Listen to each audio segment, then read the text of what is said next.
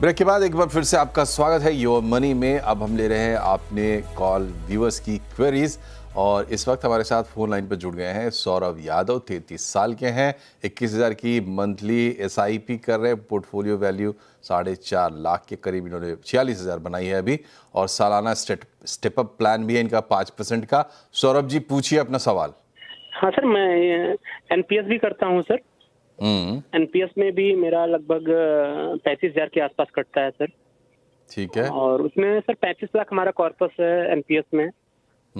और सर मैं SIP तो अभी सर 15 जुलाई मेरा बर्थडे था, तो उसी टाइम मैंने स्टार्ट किया सर। ओके। और सर मैं जो फंड सर मैं चयन किया हूँ, मैंने सर आपको व्हाट्सअप किया है।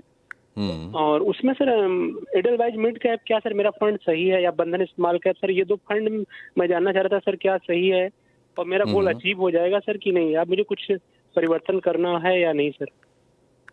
गोल्स क्या हैं आपके? सर मेरा गोल सर टोटल 12,000 मैंने लिखा है जी। वो मैंने रिटायरमेंट और NPS को इसको दोनों इंक्लूड करके लिखा है सर। ठीक है जी। हेमंत जी बताएं इनके लिए समाधान।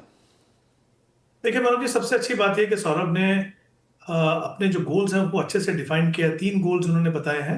बच्चों की हायर एजुकेशन है, उनकी शादी और उनका खुद का रिटायरमेंट, समय कितना है वो भी बताया है। इनकी जो इन्वेस्टमेंट है करंट, जैसे उन्होंने कहा कि 21,000 की SIP कर रहे हैं, 5% का कमिटेड है कि वो स्टेप अप करेंगे, और करीब करीब 35,000 रुपए इनकी NPS में इन्वेस्टमेंट हो रही है, वहां पे भी इन्होंने कहा कि वो स्टेप अप करेंगे। तो आई थिंक एक एक करके देखते हैं पहले इनका गोल्स के लिए क्या करना होगा। तो जो पहला जो गोल है बच्चों के एजुकेशन के लिए, उसमें उनको जो 13,000 की SIP वहां एलोकेट करनी होगी आउट ऑफ 21,000। और जो स्टेप अप है उनको वो थोड़ा बढ़ाना पड़ेगा, क्योंकि वो 5% से वो गोल पूरा होगा नहीं, तो करीब 15% से उनको अपनी SIP ये वाली बढ़ानी होगी। दूसरा, जो बच्चे की शादी के लिए जो उन्होंने टारगेट रखा है, उसमें वो बाकी की जो 8,000 की SIP है वो एलोकेट करें, और वहां पे जो स्टेप अप करना है वो 10% से करना होगा। ये इंपॉर्टेंट है सौरभ, आपको ध्यान रखना होगा कि ये 2 गोल्स के लिए, क्योंकि आपके टारगेट जो है काफी एम्बिशियस है, तो आपको स्टेप अप थोड़ा ज्यादा करना होगा। अब हम आते हैं इनके रिटायरमेंट के ऊपर। बड़ा गोल है, 12 करोड़ का कॉर्पस इनको चाहिए। तो जो इनकी करंट इन्वेस्टमेंट है NPS पे, और जो एक्यूमुलेटेड कॉर्पस है 35 लाख का, वो पूरा का पूरा अगर हम रिटायरमेंट के लिए रखें, तो मेरे हिसाब से जो उनका जो टारगेट है, उसके साथ में जो SIP है इनकी, देखिए जो दूसरा जो गोल है उनका, उसमें समय है करीब उनके पास 20 साल, और जबकि रिटायरमेंट उनकी 30 साल है। तो ये पूरा का पूरा पैसा 21,000 अगले 10 साल पूरा का पूरा पैसा जो है एलोकेट करेंगे रिटायरमेंट के लिए। और जो सेकंड गोल है, एक पहला वाला जो हमने बच्चों के एजुकेशन के लिए कहा था 13,000, जो 15 साल के बाद कंप्लीट हो जाएगा, वो भी 15 साल बाकी है। तो 13,000 की SIP वो 15 साल, और 21,000 की SIP आखिरी के 10 साल, और NPS की जो इन्वेस्टमेंट है वो विद स्टेप अप की जरूरत नहीं पड़ेगी आपको। जो स्टेप अप आप यहां करने वाले थे, वो स्टेप अप का अमाउंट आप अपनी बाकी SIP में यूज कीजिए। तो इसमें करीब करीब आपको 13 या 13.5 करोड़ का कॉर्पस बनेगा। तो रिटायरमेंट का गोल पूरा होगा, बाकी 2 गोल्स भी पूरे होंगे आपके। सिर्फ कुछ समय के लिए आपको अपनी स्टेपअप को वो जो है 5% की बजाय 15 और 10% पे बढ़ाना है। पोर्टफोलियो आपका बिल्कुल सही है, इडलवाइज मिड कैप में भी, जैसा मैंने पहले भी कहा कि वो बेस्ट परफॉर्मिंग फंड तो नहीं है, और भी फंड्स हैं जो बेहतर हो सकते हैं, जैसे मोतीलाल ओसवाल का मिड कैप हो सकता है, या इन्वेस्को का मिड कैप हो सकता है। बट ये एक डिसेंट फंड है, अगर आप चाहें तो इसमें कंटिन्यू कर सकते हैं। अगर आप चाहें तो इनमें से जो 2 फंड मैंने कहा है उसमें से बदल भी सकते हैं। बाकी फंड्स आपके बिल्कुल सही हैं। थोड़ा सा एम्बिशियस टारगेट है, इंपॉर्टेंट गोल्स हैं आपके, थोड़ा सा मॉनिटरिंग में ध्यान रखिए, और जो मैंने बताया है उसको अगर आप फॉलो करें, तो मेरे हिसाब से मैंने NPS में 10% का रिटर्न मान के चला हूं, और इक्विटी में 12% का, तो आप अपने टारगेट को पूरा कर पाएंगे। बट मॉनिटरिंग आपको बहुत अच्छे तरीके से करनी होगी।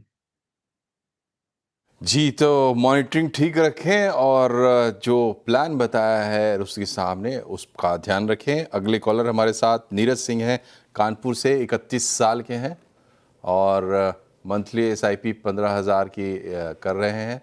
2.25 लाख के करीब पोर्टफोलियो वैल्यू ये बना चुके हैं। और नीरज हमारे साथ हैं फ़ोन लाइन पे। नीरज फ़ोन लाइन पे नहीं है तो मैं इनकी पूरी क्वेरी भी बता दूं कि ये 10% सालाना स्टेप अप के मूड में भी हैं।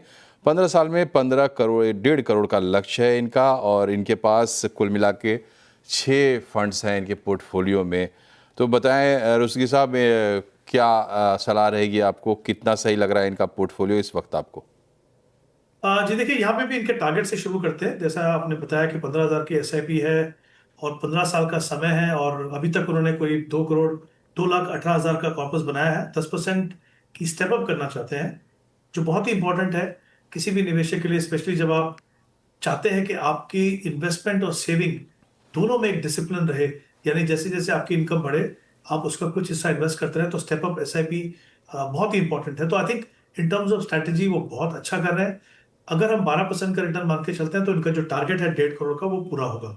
तो टारगेट पूरा करने में बिल्कुल भी प्रॉब्लम नहीं आएगी। ऑफकोर्स चैलेंज ये है कि इररिस्पेक्टिव ऑफ मार्केट कंडीशन, आप अपनी इन्वेस्टमेंट को 15 साल तक कंटिन्यू करें, और जो आपने एक डिसिप्लिन अप्रोच का जो आपने अपने आप से जो वायदा किया है कि आप 10% से उसको बढ़ाएंगे, उसको आप कमिटेड रहें, तो आप डेफिनेटली अपना टारगेट पूरा करेंगे। इनके जो फंड है, बिल्कुल मनोज जी, मैं कहूँगा काफ़ी अच्छे फंड्स हैं। चाहे वो कैटेगरी वाइज देखूं, चाहे मैं फंड की कंसिस्टेंसी से देखूं या क्वालिटी ऑफ फंड देखूं, तो आई थिंक इन्होंने काफ़ी अच्छा पोर्टफोलियो बनाया है। उसको ये कंटिन्यू कर सकते हैं। सिर्फ ध्यान रखिए, ये फंड आज अच्छे हैं, इसका मतलब ऐसा नहीं कि 15 साल तक ये अच्छे रहेंगे। मॉनिटरिंग करते रहिए, जब जरूरत पड़े तो बदलाव कीजिए, but otherwise as of now I think portfolio बिल्कुल सही है। आप कंटिन्यू करते रहिए। चलिए, तो क्वेरीज हो गई पूरी। अब हेमंत जी, चलते चलते अपने 4 टॉप फंड्स आप जरूर बता दें हमारे दर्शकों को। जी बिल्कुल, अगर हम इक्विटी की बात करें तो एक multi cap fund, Kotak multi cap fund. Large and mid cap में 2 fund, Motilal Oswal large and mid और बंधन लार्ज एंड मिड। और फ्लेक्सी कैप में मैं चाहूंगा कि जो निवेशक इन्वेस्ट करना चाहते हैं इस समय पे, वो एचडीएफसी फ्लेक्सी कैप को देख सकते हैं। तो ये 4 फंड है। चाहे आप एग्जिस्टिंग निवेशक हों, चाहे आप नए निवेशक हों, ये फंड्स को अपने पोर्टफोलियो में कंसिडर करके शामिल कर सकते हैं। बहुत बहुत शुक्रिया आपका हेमंत साहब, हमसे जुड़ने के लिए और हमारे दर्शकों की क्वेरीज को आंसर करने के लिए। योर मनी में आज फिलहाल इतना ही, लेकिन जाते जाते एक बार फिर से आपको बता दें कि आप भी चाहें तो अपने बजट को सही जगह प्लेस करने के लिए, अपने बचत पर मोटी कमाई के लिए अपने सवाल हमें भेज सकते हैं ईमेल पर भी, yourmoney@nw18.com पर, या फिर व्हाट्सएप के ज़रिए 7045220000 पर, या आप चाहें तो लाइव के दौरान एक्स पर या फेसबुक पर आप हमें अपनी क्वेरी भेज सकते हैं। नमस्कार।